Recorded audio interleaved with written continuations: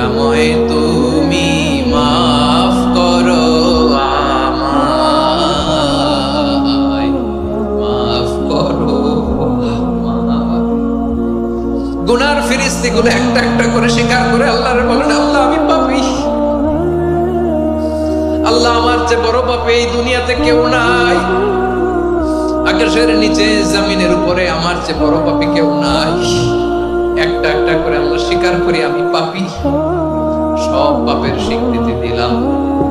পৃথিবী না জান আমি তো জান